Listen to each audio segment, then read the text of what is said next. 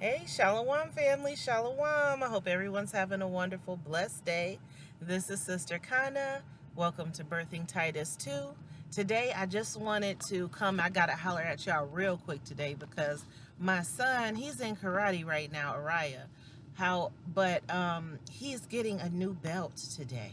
So this is it's a big deal for him because he has fallen a little bit behind in his in his practice. And the reason is, because like last September came and we were getting ready for tabernacles, and so tabernacles happened, and then unfortunately the separation happened, and Araya got sick, I got sick, we both got better, he got sick again. Poor Araya's gotten sick so many times over this past so-called flu season. Although he honestly did have the flu, so maybe I shouldn't call it so-called. And so anyway, we had a lot going on, a lot's been going on. And the Most High is good though, because he allowed for me to be able to provide Araya with extracurricular activities. And it means a lot to me. It means a whole lot to Araya. And I just wanted to check in with moms, okay?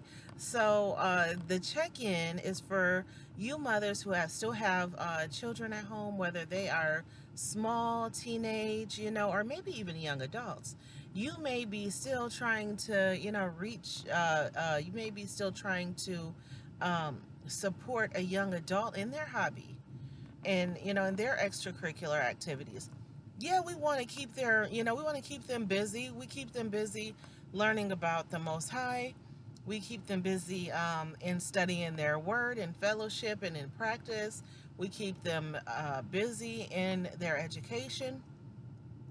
And it's also, it's just important to keep our children going and to keep their minds always, calculating and conceiving new things that they're able to do. It's important for children to discover new abilities, right?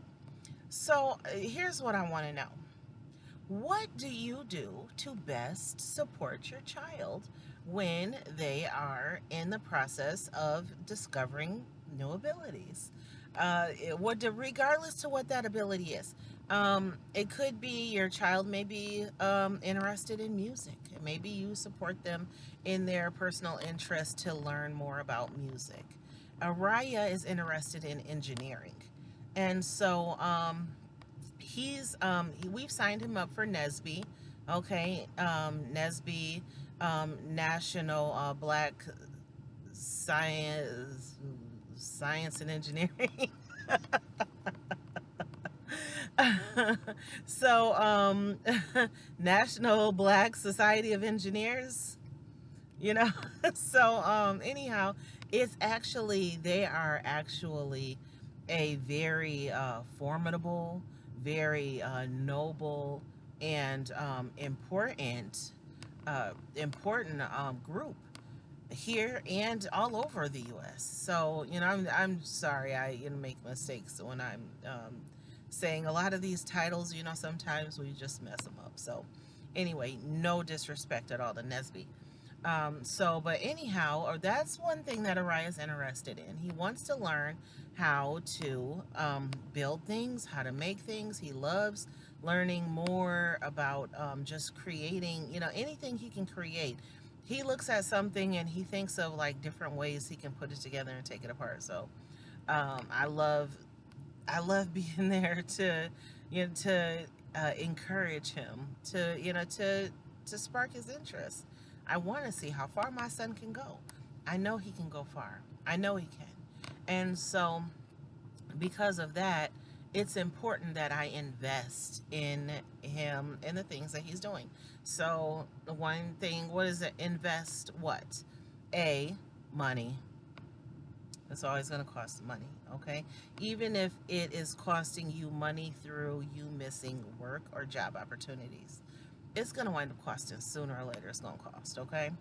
Even if it's free, it ain't cheap, right? In the words of Mos Def. So yeah, even if it's free, even if you get them into something that's free, it's still not going to be cheap, because you still got to support them. You still have to be there. You still have to, they're going to need uniforms, snacks, time, preparation. It's going to cost. So where's your heart at in regard to how much you're willing to give to your child for their betterment, for their personal enrichment? How much are you willing to give for those things? So one thing that hurt Araya is when, everything was going down this past fall, Araya missed quite a bit of karate practice. It was due to different reasons. Like I said, he was sick. I got sick. I didn't have the money, you know. Come to find out, bills and things that I thought were paid had not been paid. Things that I thought had been taken care of had not been taken care of. And so I was left in a predicament where, all the extras had to go, okay? Extra everything had to go for a little while until we were able to, find our footing again. And so, while we were taking that time, and, of course, my son Sensei was like, oh, no, just bring him, just bring him, just bring him. Look, the Bible say, oh, no man, okay? Oh, no man. So I'm not interested in drumming up a bill with someone, when we really just have to suffer the consequences of some things, okay? So, that's what we did. And Araya, he stayed home. I kept him practicing. He practices karate almost every day while he was home. When he was sick, he didn't practice very much, but I would have him practice at least walking and doing the kicks, mainly because with whatever kind of flu he was sick with, his legs were really stiff, hard to move. Sometimes he had so much pain in his legs, he would cry when he had to walk. So one thing that I found that helped him was for us to just kind of slowly, methodically do his karate exercises. That really helped out a lot. So, and it kept him focused, kept his mind focused and kind of off of like the pain and the sickness and everything. So, that was another way that, his interest, helped to get him through kind of a hard time. So, hopefully, parents, when we're talking about giving our children an extracurricular, anything, when we're talking about introducing anything into their life, anything, you know, first of all, we have to make sure that the child is ready and willing to accept the conversion now into learning this new thing that it is that they want to learn, into learning this, whatever their new interest is, okay? So since Araya's in karate, I'm going to say karate and just stick with karate, okay? Your kid may be boxing, maybe they're swimming, maybe they're, learning to play the harp. I don't know. But for Araya, right now, he's in karate. So, one thing that we did when Araya got ready to go to karate was to make sure that he understood that the responsibility of him preparing for, his preparing for his classes and everything, that all falls on him, which is kind of another plus, right, to allowing a child to have a personal interest, is it gives you another opportunity to teach them preparedness. It gives you another opportunity to teach them um, how to gain and show respect on a different level, okay, in a different avenue of life. For us Hebrews, it may be kind of difficult to get your child introduced into different, things, into especially different platforms here in Babylon, because a lot of times you're going to run into just, uh, the world trying to seduce your child back into the world. All praises to the Most High. My son's sensei is black. He's black. He knows who I am. He knows what we believe. He understands, what the portion of scripture that leads us to what we know. He's kind, and he's accepting of us and the things that we can and cannot do. So, for instance, he knows full well we ain't coming in no practice, no tournament, no nothing on no Sabbath. Okay, not no Sabbath, not no new moon, not no holy day, not none of that, not no convocation. I won't be there. We won't be there. That's just that. He knows that. He knows that my son will not bow. My son, when he comes in, he smites. It's so cute. When he come in, he do his little smite, and he goes up to the onto the dojo floor. When they give him a new belt, he smites, and he comes and he sits down humbly. So everybody's on notice. Everybody understands, Now, one thing that karate does for him is it allows him to be able to learn about people of different nations and to be around people of different nations. There are probably about, I can't number them for real, because who really knows, right? But it seems like there's probably about 5 or 6 different nations that are members of my son's dojo. Okay, so you got some Caucasians, you got some Hispanics, you got natives in there, you've got East Indians in there, we've got some in there that are from Spain, and we have a couple that are from like Russia or the Ukraine, or something. And then of course you got your a couple of brothers and sisters, and not even a couple. There's probably about maybe 7 or 6 or 7 other children in my son's class who are also black or Hebrew, sleeping Hebrews. That we'll call them, let's call them Hebrews at rest, okay? Because that's all it is. The Most High could wake them people up just like he woke me up. All praises to the Most High. I pray that he wake each and every one of them up, and I pray that I'm the example that may lead them to ask a couple more questions. We do have a father in there who has a son and daughter, and he's always asking me questions, about schooling, and what am I going to do with Araya and everything, and what it would take to maybe for me to teach his children. So with that, I had to pause that thing for a second. I don't want y'all to see me scratching my nose. I'm telling you, this season, this spring season, is handing it to everybody. Like right now, I'm sitting here and I'm trying to look normal, right? But I feel like there's like a thin layer of itchy cotton or something. Like it just feels like there's something layered on top of my face, even though I know that there's nothing, there, but it just, ooh. So poor Araya, his eyes are all red and he's sneezing and coughing. I have to keep him inside because, for quite a bit, and just until this major pollinating time passes, because if I don't, that child is going to pay, okay? The other day, he is outside for some reason smelling the flowers. Now he knows he has allergies. So, how do you, come on, you can't shame a kid for wanting to smell the flowers, right? But gee, he knows not to do that. So he knows what it's going to cost him. And so sure enough, here he comes in the house. His face looked like somebody just punched my baby. And so his little head was all swollen up and, like looking all like he got two-pieced. So, but anyway, he got to karate, and his sensei was like, is he all right? I was like, yeah, he's okay. And he was like, well, I was just asking. I was looking just like him the other day too, because of allergies. And so anyhow, just this too shall pass, right? This too shall pass. So, but to stay on topic,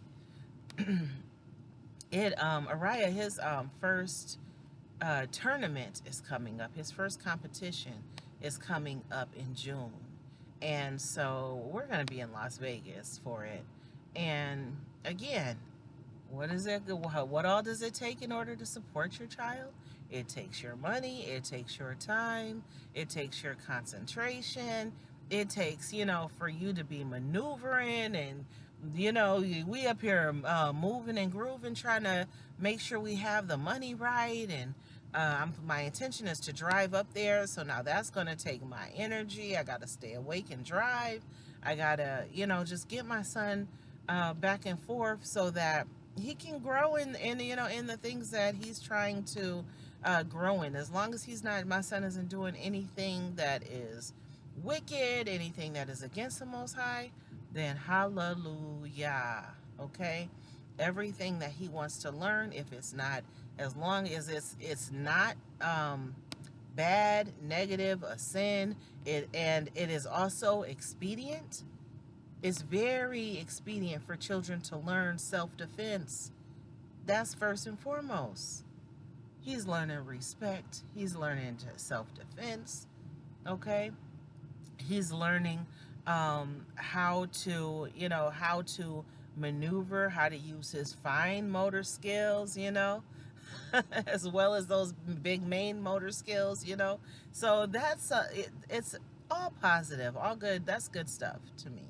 So I know a lot of people, there's different people who believe different things, and I'm not trying to hate on anybody else's belief. Okay, you don't think it's right for your child to be in karate, then all praises to the Most High. Don't put them in karate.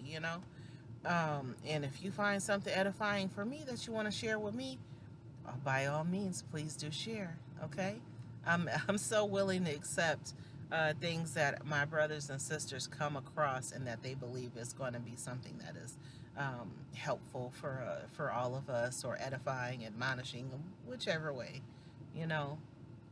So anyhow, um, my support of him, is because I need, especially now as a can't say, well, quote unquote single mother, right? um, I have to make sure that my son has a community of men, okay, and a community of men that can be trusted around my son, okay, a community of men that I can keep my eye on them, and I can watch from afar though too, because the bottom line is this: no sister no sister wants her son underneath her skirt, especially when he gets to be a certain age, okay? You might think it's cute when he a little baby. You might think it's cute as he's a toddler. Although, of course, he needs you, and he needs your love, and he needs your time, attention, all that stuff, right? But what our babies don't need, they don't need us to over coddle them. They don't need us to be extra, extra feminine, I guess. Our sons, they don't need for us to push off on them. Let me back up, because I don't want to say extra feminine. What I want to say is, we don't want to impress on our sons effeminate behavior and effeminate nature. Your son watch you switch enough, sis, what you think's gonna happen? Your son watch you walk, you got your arm all out, you moving and grooving, right? What's he gonna do next? What you think is gonna happen? He's gonna be walking, y'all gonna be walking to the same beat. You don't want that. You don't. You don't want to be the one to always chastise him either. So sisters, if you do not have, husband is not home, and if maybe you weren't married, maybe you weren't married, and you've got the a child out of wedlock, and the child's father is not involved or can't be involved for whatever reason. People die, people get sick, people people go through a lot of different things. We even got Hebrews in the military. They go off on deployment. They may be deployed for who knows how long. And so some of us, our husbands, or child's father may not be able to be there. the way that the children may need them to be there. So in these instances, prayerfully, first of all, I pray that you have a community of Hebrews that you're able to fellowship with. So if you have a good community of Hebrews and you're able to lock in with them, and y'all believe the same things and they promoting what you believe and impressing that upon your son, then sis, all praises to the Most High. Okay? The Lord is great and greatly to be praised, right? So sing unto him, because that is a blessing and a half. If for some reason you may not have, maybe you don't have access to a community that's as active as you need it to be. Okay, there's things that you can do to kind of foster people's involvement, to try to, help brothers and sisters to become more involved in with all the children. All right, so you guys, as everyone knows, this is our It Takes a Village series. Okay, so yet again, it takes a village.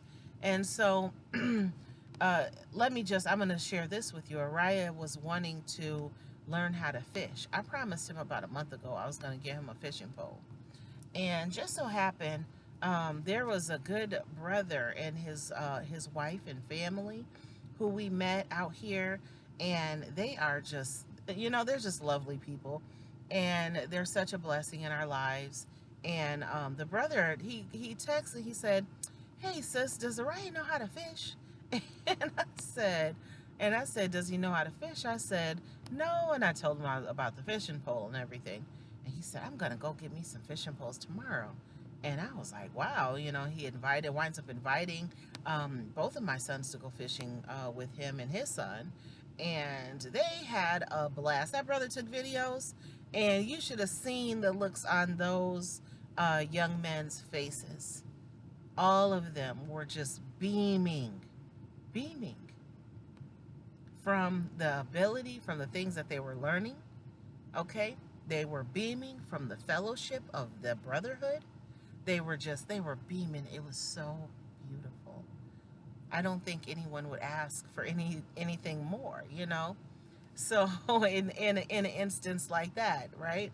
So I loved every moment. I loved seeing their fellowship and how wonderful of a time they had together. I just think that it just means the world, to me and to them. They still talked about it. They talked about it the next day. I hear right outside, he's telling the kids about him catching the fish, and he's doing a play-by-play, and everybody, all the kids are gathered around, all into it, And so, he was really had been waiting for a very long time to have that sort of male interaction, to have that, brotherly fellowship, which, he never had the real opportunity to have before.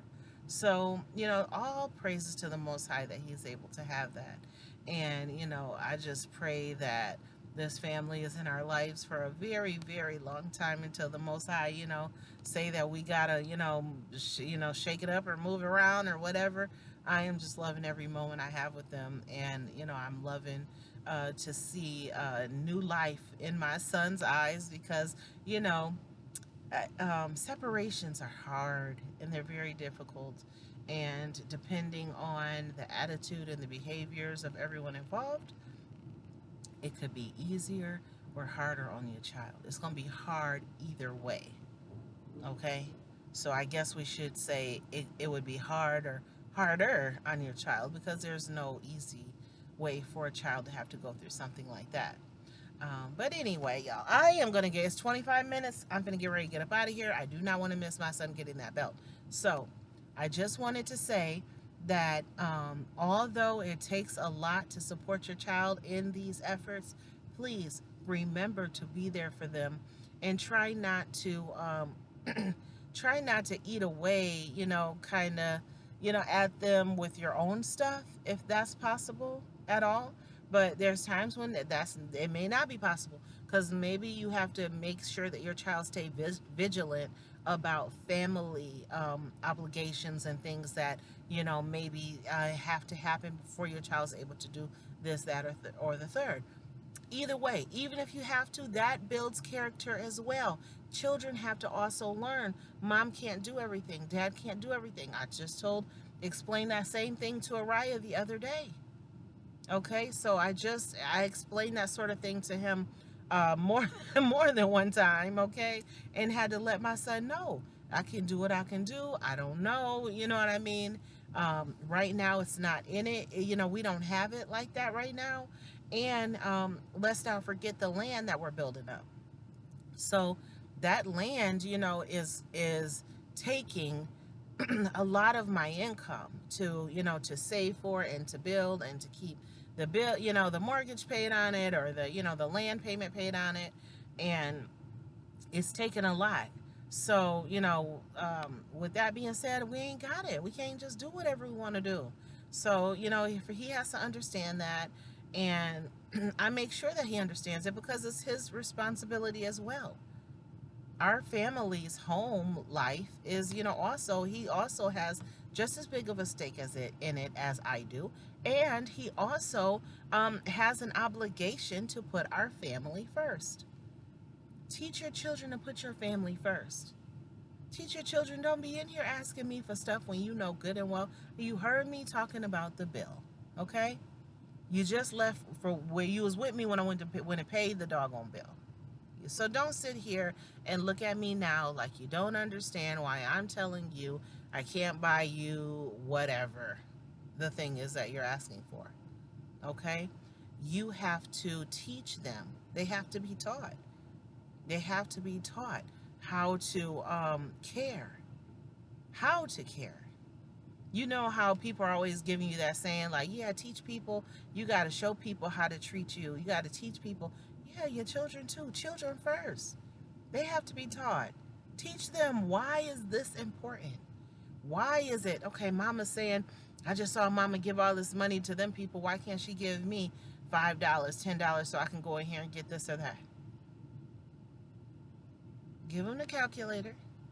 Sit them down in front of them bills. Don't be ashamed of them bills. Sit them kids as they're running up that light bill. Give them that bill and give them a piece of paper and pencil. And have them sit down and write it out. Talk about how much money you make. Make it real for them. Make it real. All right, gotta go. Shalom, shalom. Hey.